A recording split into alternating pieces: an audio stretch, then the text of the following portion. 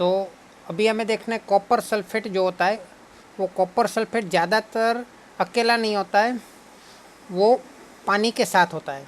लेकिन जैसे हमने अभी देखा 5H2O, है ना, उसके अंदर स्फटिक के अंदर क्रिस्टल के अंदर पानी की बूंदें होती है।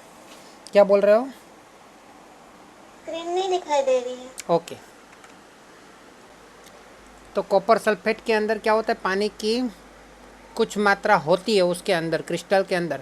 मतलब क्रिस्टल का है, समझ लो कि एक स्फटिक ऐसा है, दूसरा स्फटिक ऐसा है, तीसरा स्फटिक ऐसा है, चौथा स्फटिक है, तो उसके बीच में पानी की बूंदें होती है ना, पानी के भाग होते हैं, है ना। इसी तरह कोई भी क्रिस्टल के अंदर ऐसे पानी के भाग मतलब कोई भी क्रिस्टल के नहीं, ऐसे पानी के भाग वाले क्रिस्टल होते हैं, है ना। जैसे कि अभी हमने देखा धोने का सोडा, तो Na2CO3 और पानी की 10 बूंदे, उस 10 भाग उसके अंदर होता है पानी का।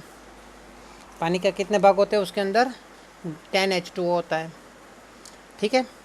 इसी तरह कॉपर सल्फेट के अंदर भी पानी के भाग होते हैं कि नहीं, वो चेक करने का प्रयोग हमें देखना है। तो आपको मतलब एक बर्नर है, बर्नर के ऊपर जलाना है, गरम करना है किसको? एक परख नली, मतलब कष्नड़ी। कष्नड़ी के अंदर क्या डालना है? परख नली के अंदर क्या डालना है? कॉपर सल्फेट के ऐसे क्रिस्टल डालने हैं, है ना। तो कॉपर सल्फेट के ऐसे क्रिस्टल हम इसके अंदर डाले होंगे, बराबर। तो वो गर्म हो जाएगा, गर्म होगा तो क्या होगा, ये कॉपर सल्फेट के जो क्रिस्टल है वो अलग हो जाएंगे, और उसके बीच में जो पानी की बूंदे होगी, पानी का भाग होगा, वो अलग हो जाएगा। अलग होके वो यहाँ पे चारों बार मतलब ये जो પરખ નળી मतलब કશનળી છે, કશનળીની દિવાલોમાં પાણીના ટીપાઓ બાજેલા દેખાશે, है ना। कश परख नली की दीवारों पे हमें पानी की बूंदे, छोटी छोटी बूंदे दिखाई पड़ेगी, है ना। तो वो छोटी छोटी बूंदी यहाँ पे गर्म करने के बाद दिखती है ना। इसलिए हमें पता चलता है कि इसके बीच के अंदर मतलब दिख तो रहा है शुष्क, मतलब कड़क पानी की बूंदे जैसा कुछ दिख नहीं रहा है, है ना। फिर भी उसके अंदर पानी की बूंदे होती है, वो शुष्क नहीं होता, कॉपर सल्फेट शुष्क नहीं होता, ठीक है। तो वो शुष्क नहीं होता तो उसका रंग क्या होता है ना। तो उसका रंग क्या होता है? तो जब वो शुष्क नहीं होता, पानी वाला होता है, तो वो वादड़ी, वादड़ी को क्या बोलते हैं हिंदी में? आसमानी, आसमानी रंग का होता है ना। तो आसमानी रंग का होता है। बाद में गर्म करने के बाद पानी की बूंदे उसकी यहाँ पे दीवारों पे दिखती है हमें, तो तब जाके उसका रंग क्या हो जाता है? तब उसका रंग हो जाता है सफ़ेद। कैसा हो जाता है? सफ़ेद, बराबर है। तो जब वो गर्म करेंगे तो पानी की बूंदें उसमें से दूर हो जाएगी, निकल जाएगी, तो वो सफ़ेद बन जाएगा। तो वापस पानी की बूंदें उसमें डालेंगे तो क्या वो वापस आसमानी बन जाएगा? हाँ, बन जाएगा। हाँ, वापस उसमें थोड़ी पानी की बूंदें डाल दिया जाए, जब वो गर्म हो गया। अब गर्म नहीं करना है, गर्म ऑलरेडी हो गया है, अभी उसको गर्म नहीं करना है, यहाँ से हटा लेना है। हटाने के बाद उसमें पानी की बूंदें डालनी है, तो तुरंत ही थोड़ी देर में वो वापस आसमानी मतलब वादળી हो जाएगा। ગુજરાતીમાં ભૂરો પણ કહેવાય, ભૂરો રંગ છે ને, ભૂરા રંગમાંથી સફેદ થઈ જાય, અને પછી પાણીની ટીપા નાખવાથી સફેદમાંથી પાછો ભૂરો રંગ થઈ જાય। ક્લિયર? उसके अंदर पानी है, तो पानी वाला जो भूरा रंग का, वादળી रंग का, आसमानी रंग का जो है, उसका पूरा नाम क्या है? तो उसको केवल कॉपर सल्फेट नहीं बोलते। पानी वाला होगा तो उसको कॉपर सल्फेट नहीं बोलते, कॉपर सल्फेट, कॉपर सल्फेट स्फटिक, स्फटिक मतलब क्रिस्टल, क्रिस्टल जल, क्या बोलेंगे? कॉपर सल्फेट क्रिस्टल जल, ये पूरा कॉपर इसका नाम है। और इसका मतलब इंग्लिश नाम बोले, मतलब यहाँ पे उसके सूत्र के साथ बोले तो कॉपर सल्फेट पेंटाहाइड्रेट, 5 है ना, इसलिए पेंटाहाइड्रेट। तो ऐसे क्रिस्टल वाले, क्रिस्टल जल वाले दूसरे कोई क्रिस्टल है कि नहीं, आपको पता है? तो ये रहा सोडियम कार्बोनेट डेकाहाइड्रेट, मतलब सोडियम कार्बोनेट क्रिस्टल जल। दूसरा आपको बताऊं, कैल्शियम सल्फेट, कैल्शियम सल्फेट याद रखिएगा, लिख लीजिएगा, कैल्शियम सल्फेट, उसके अंदर 2H2 होता है। क्या होता है? कैल्शियम सल्फेट डाईहाइड्रेट, क्या बोलेंगे इसको? Dihydrate, calcium sulphate dihydrate, है ना। इसको क्या बोलेंगे, पेंटाहाइड्रेट, है ना। उसके अलावा एक धात मतलब हमारे लोहे का, लोहे मतलब आयरन का भी होता है, फेरस सल्फेट, फेरस सल्फेट 7 मतलब सेप्टा, हेप्टा 7 हेप्टाहाइड्रेट, है ना। हेक्सा मतलब 6, हेप्टा मतलब 7, हेप्टाहाइड्रेट, ठीक है। तो ये भी ऐसे क्रिस्टल जल वाले क्रिस्टल है। क्रिस्टल मतलब गुजराती में स्फटिक, है बराबर। स्फटिक जड़वाળા એમ પ્રશ્ન એમ પૂછે કે સ્ફટિક જળ ધરાવતા સ્ફટિકોના નામ આપો, તો તમારે લખવાનું copper sulphate, pentahydrate, calcium sulphate dihydrate, ferrous sulphate heptahydrate and sodium carbonate decahydrate, है ना। ये आपको लिखवा दो नाम आपको। अगर आधा है तो क्या नाम है उसका, डेका, अरे हेमी, है ना। एक है तो मोनो, 2 है तो डाई, 3 है तो ट्राई, 4 है तो टेट्रा, लिख लीजिएगा। 5 है तो पेंटा,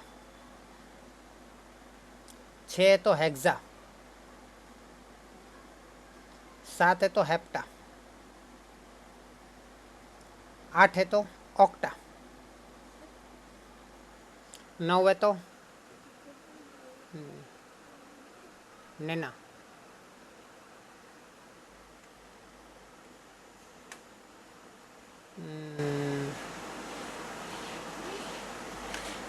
डेका, 10 है तो डेका। 9 में थोड़ा मेरे को कन्फ्यूज़न है, 10 है तो डेका,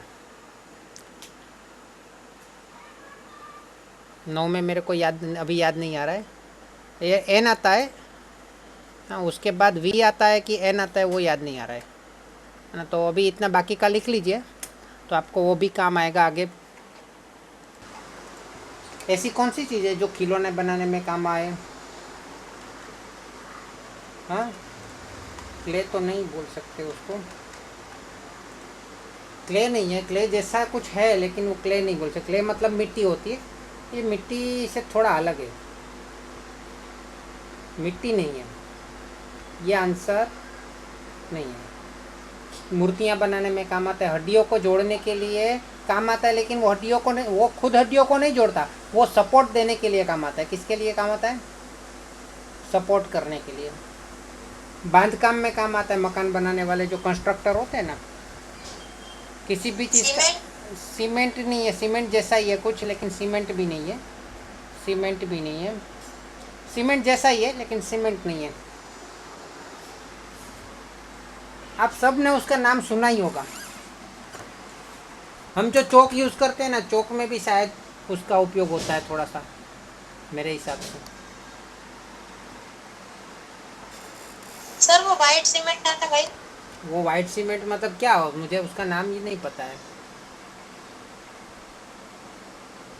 वाइट सीमेंट मतलब क्या कहना चाहते हैं, वो क्या है।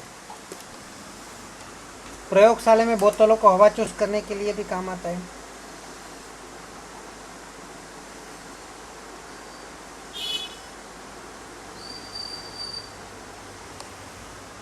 याद आया किसी को, मुझे। चूना तो नहीं है, चूना भी नहीं है, चूना जैसा ही कुछ है लेकिन चूना नहीं है। देखो आपको याद आ जाएगा थोड़ा। वाइट सीमेंट मतलब क्या, उसका नाम कुछ है। मुझे ये बताओ कि अगर किसी की हाथ में हड्डी टूट जाती है, फ्रैक्चर हो जाता है, तो उसको क्या लगाते हैं, प्लास्टर, प्लास्टर लगाते हैं, है ना। तो वो प्लास्टर जो है उसके अंदर केमिकली वो क्या होता है, उसका पूरा नाम है प्लास्टर,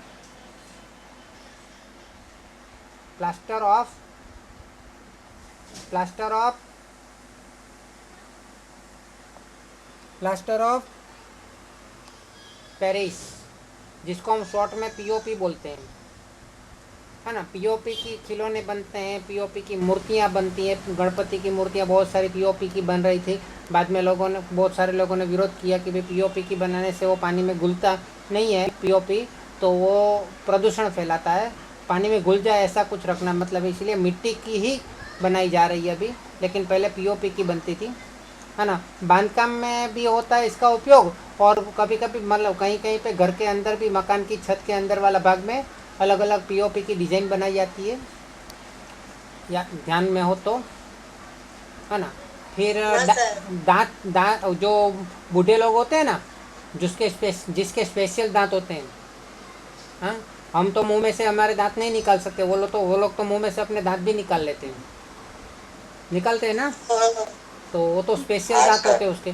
लेकिन वो जो उसके दांत के जो चोखठे होते हैं, है ना, वो चोखठे जो उसको एक स्पेशल आकार दिया जाता है, वो आकार देने की जो डाई बनती है, बीबा बने, गुजराती में बीबा कहवाय ने, हैं, वो जो डाई बनती है, वो डाई में स्पेशल आकार बनाना पड़ता है, तो वहाँ पे वो डाई बनाने के लिए काम आता है। प्रयोगशाला में बोतलों को हवा चूस करने के लिए काम आता है, और उससे चौक भी बनता है। ये प्लास्टर ऑफ पेरिस है ना, ये प्लास्टर ऑफ पेरिस, अभी अभी हमने उसका नाम सीखा था, अगर किसी को पता हो तो। ये प्लास्टर ऑफ पेरिस जो है ना, वो जिप्सम से बनता है। किससे बनता है? किससे बनता है? जिप्सम से, जिसको हम गुजराती में, हिंदी में चिरोड़ी बोलते हैं, है ना। वो जिप्सम को 373 केल्विन तापमान, कितना? 373 केल्विन तापमान पे गर्म करना पड़ता है, क्योंकि जो जिप्सम है ना, उसका सूत्र कुछ ऐसा है: कैल्शियम सल्फेट डाईहाइड्रेट। डाई मतलब कितना? डाई मतलब 2, डाईहाइड्रेट। उसको 373 केल्विन तापमान पे हम गर्म करेंगे। कितने तापमान पे गर्म करेंगे? 373 केल्विन तापमान पे, है ना। तो उसके जो पानी की बूंदे हैं ना, 2 बूंदे, 2 भाग है ना पानी का, उसमें से 1.5 भाग निकल जाएगा। कितना भाग निकल जाएगा? उसमें से कितना भाग निकल जाएगा? 1.5 भाग निकल डेढ़। जाएगा। अभी 1.5 को मैं कैसे लिखूं? चलो लिख देता हूँ। 1.5 मतलब 1 पूर्णांक 1.5 लिख सकता हूँ। 1.5 मतलब 1.5 लिख सकता हूँ। हाँ हाँ, तो 1.5 भाग अलग हो जाएगा, पानी का 1.5 भाग अलग हो जाएगा। तो बाकी कितना बचेगा? 0.5 बचेगा। तो कैल्शियम सल्फेट 0.5 H2O, है ना। आधा भाग बचेगा, 1.5 भाग निकल जाएगा, है ना। जो आधा भाग बचेगा, ऐसा जो कैल्शियम सल्फेट का जलीय क्रिस्टल है, मतलब क्रिस्टल जल है ना। तो यहाँ पे लोग क्या करते हैं, बुक के अंदर जो लिखा हुआ है वहाँ पे आधा ऐसे नहीं लिखते, फिर 0.5 की जगह 1/2 लिखते हैं, और 1.5 की जगह पे उसका दुगना मतलब 3, मतलब सॉरी दुगना नहीं, 3/2 मतलब 1 पूर्णांक 1/2 लिखते हैं, है ना। तो भी चलेगा, ऐसा लिखोगे तो भी। हम्म। तो ये हो गया हमारा, इसमें जो 0.5 वाला ना, ये हो गया हमारा पीओपी, है ना। इसका पूरा नाम क्या हो गया? Calcium sulphate hemihydrate. हेमी मतलब आधा, मैंने लिखवाया था, कैल्शियम सल्फेट हेमीहाइड्रेट। और पहले क्या था? जिप्सम क्या था? कैल्शियम सल्फेट डाईहाइड्रेट था, है ना। तो ये इसका समीकरण है, बराबर है। तो ये कैल्शियम जो है, कैल्शियम, और अच्छा मैं यहाँ पे आपको बता दूँ कि ये जो है, अगर उसका दुगना कर दूँ तो ये आधा में से एक हो जाएगा कि नहीं?